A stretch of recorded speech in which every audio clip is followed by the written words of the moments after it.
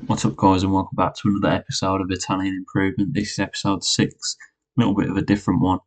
I've gone with a pre-recorded video this time, so this is actually me voicing over the recording and the cut down that I've done.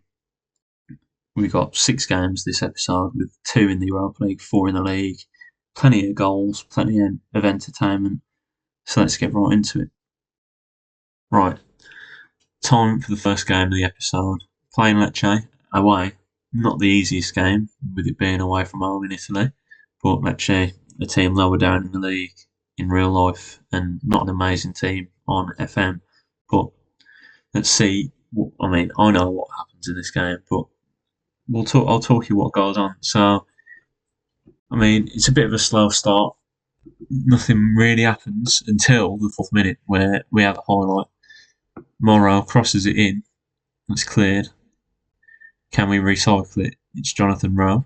Goes for a little switch over to Miranda. Hegem. A little bit of a build up here in this second phase of play. Finds Cambiaghi. Skins his man. Cambiaghi into the box. Fires it in. Under the keeper. Through the keeper. Doesn't matter. It's 1-0 Bologna. And we couldn't ask for a better start, really.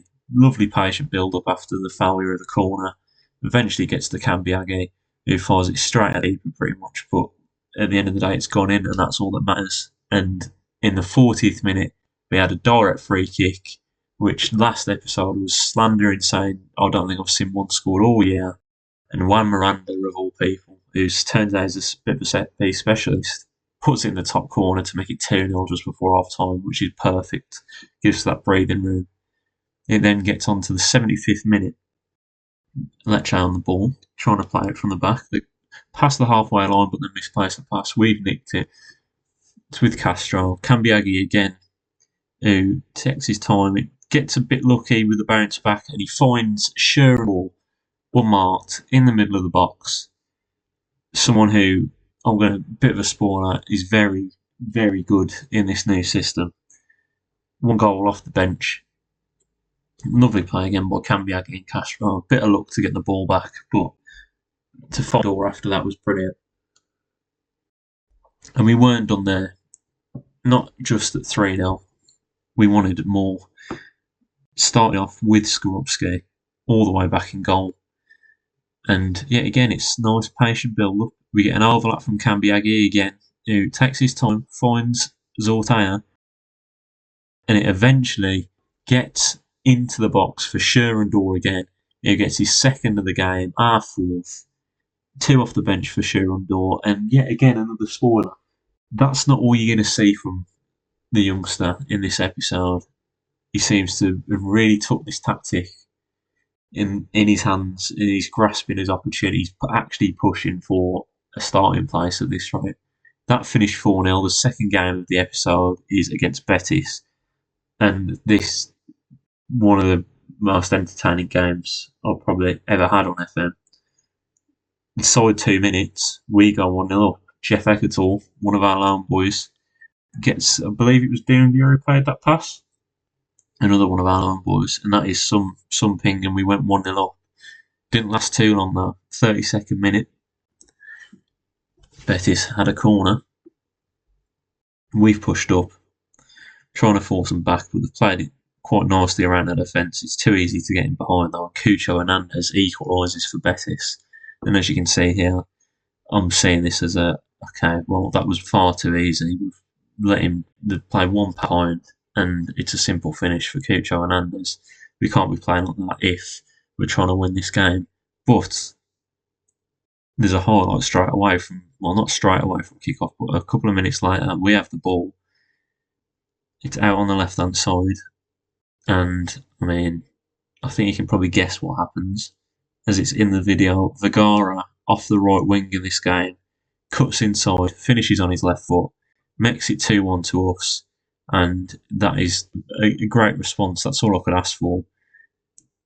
It was actually Dumbia again with the assist. Nice little pass inside. He's found a pocket of space, and it's a great finish under the keeper. Nothing else happened until the 61st minute, where Betis on the attack again, finding it far too easily.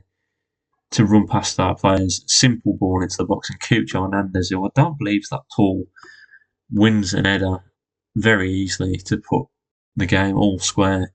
And yet again, we've conceded, and I've gone into a bit of, oh, for God's sake, man, trying to switch it all up, changing roles because of how easy it was for him to run down the line there and cross it in. But 2-2, I mean, you can't really see on the stats so far, but we were actually getting dominated this game. You can see a little bit there on the stats. They've got a far better XG than us. They've missed a couple of chances that I've left out of the edit. But, the clock keeps ticking. There's a reason why I've left it running, and it's kind of a bit of a theme of this episode that, we keep coming back. Like, we're not taking too long to respond. It's got to the 71st minute, and we've had a little free kick inside our half. It's ended up with Dominguez, who's found Vergara again, who's moved into the centre now with Andor going off, and he gets his second of the game to put us back in the lead at 3-2. And, I mean, it's just a to and fro kind of game that we score, they score. I mean, as you can see with the stats analysis say, they probably deserve to be in front, but we're edging it at this point of the game, and it's the 71st minute. And you think, 3-2, we could get at least a point out of this game, but it gets to the 87th minute. They're on the ball, and they're working it patiently. Another ball too easily in behind, and Fidalgo actually equalises in the 87th minute. The worst thing is, that isn't it, because in the 95th minute, the last minute of the game, Ez Abdi did that. He puts it right in the top corner. Nothing Skorupski could do about that at all. And we have thrown it away in the 95th minute in the Europa League. And our struggles continue in this competition. We've still only got one win. But, I mean, it's easy enough for him to win the ball. I had gone very attacking, so I wanted a win, which was a mistake looking back on it. But nothing Skorupski could do. It's a brilliant finish. And we go into the next game on the back of a loss away at Pisa. And inside 25 minutes, nothing really happened. But then João Mario wins a penalty for us to give us a chance at taking the lead, which is crucial after that loss last game. And it's quite surprising who steps up and really set up penalty takers. But as I said earlier, he seems to be a bit of a set-piece master, which I never really knew, as Juan Miranda puts it right in the top bins from the spot to give us the lead away at Pisa, and we just seem to be doing better away from home. And it carried on in the 48th minute, another big gap, but it's a long ball to Cambiaghi. Ball gets cleared out to Jonathan Rowe, not a good clearance at all by the Pisa defender. It's laid back to Tommaso Pobega, who scores a beauty of a goal. I mean, it looks like it's straight at the keeper on that not first viewing, but if you look back on the replay, it's a perfect finish from Pobega running onto it with his left foot. Yeah, I think it actually clips the inside of the post, which prevents the keeper from being able to do anything at all, and that gives us the 2-goal gap in the 48th minute.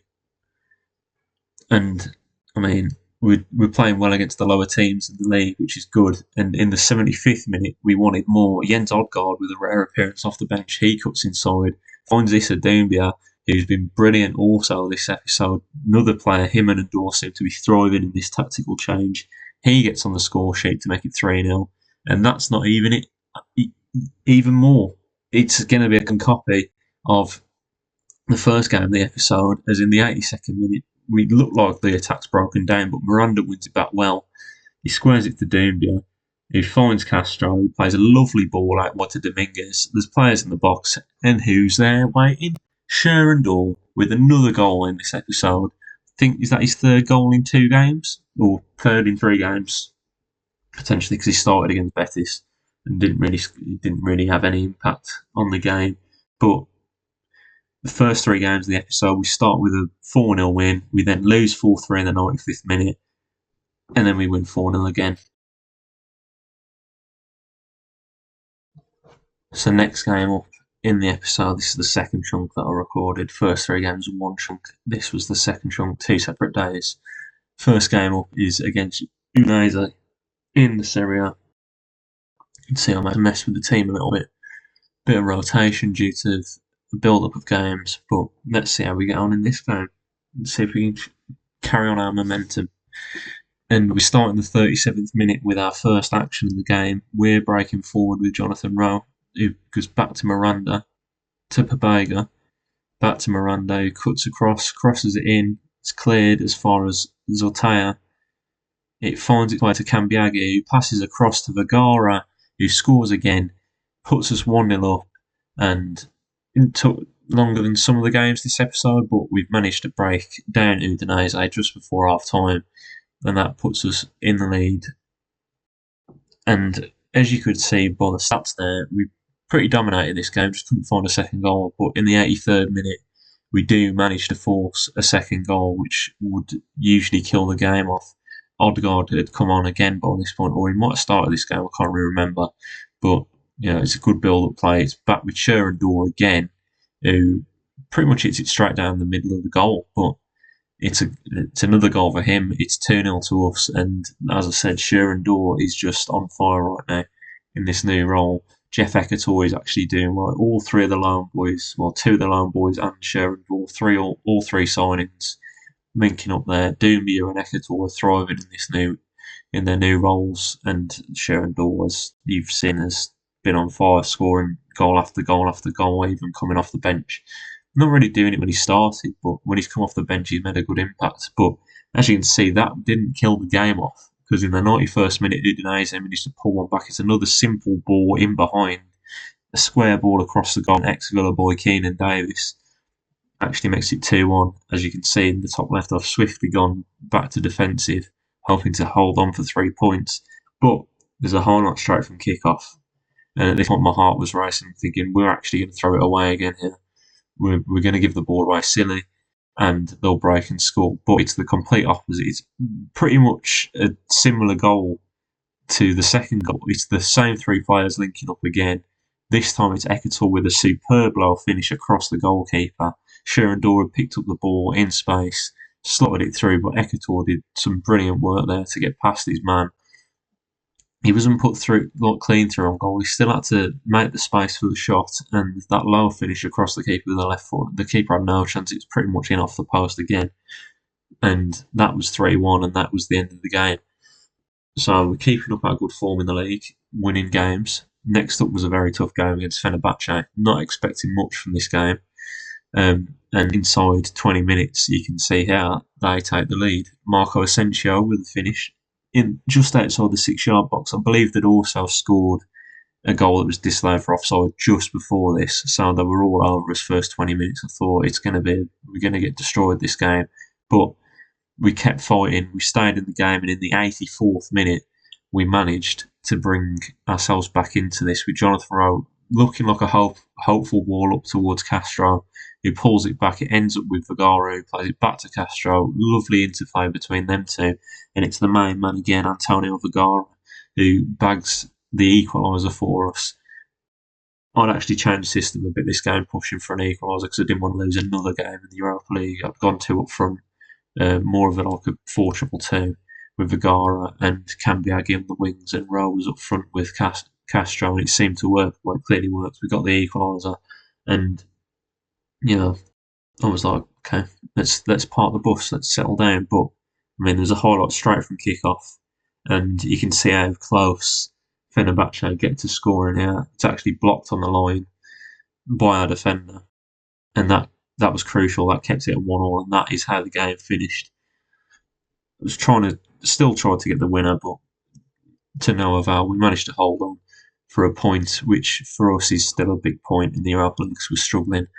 And points a draw's better than a loss at this point. There's still 3 or 4 games to go, and we finished the episode with a tough league game against Roma, and it takes a while for this game to get going. It was very even start of the game. They're playing the 3-4-2-1 kind of system, and eventually in the 21st minute there's the first highlight of the game, and as you can see, it starts with Roma on the ball, and it's a nice little play. It's too easy again to get in behind the fullback, and Angelino finds a nice little cutback to the man you don't want it to fall to, unmarked in the box for whatever reason, Paulo Dybala, who puts Roma in the lead. And At this point, I'm thinking, oh, okay, well, we're struggling here. But following on with the theme of the episode, we swiftly respond because there's a highlight straight from kickoff. I thought we'd lost it initially with Jonathan Rowe, but it ends up out on the right wing. We're recycling it about. It's a nice ball to Cambiaghi, and Castro's ghosted into the box unmarked for his first goal of the episode. He'd been a bit quiet in these games, but it's another assist for Nicola Cambiaghi. And I mean, can't complain. That was 1-1. That is as good as a response as you can get, and that is, I mean, I can't really say much. That's how the game ended. It was finished 1-1. And that's it for this episode, guys. Thank you for watching. I hope you have enjoyed. I mean, there was plenty of goals, plenty of entertainment in that episode, and we'll start next episode with that cup game against AC Milan, our first cup game of the series, and we'll hopefully get a win and keep up this good momentum that we've got going. If you have enjoyed the video, please drop a like, please subscribe, and I'll catch you in the next one. See ya.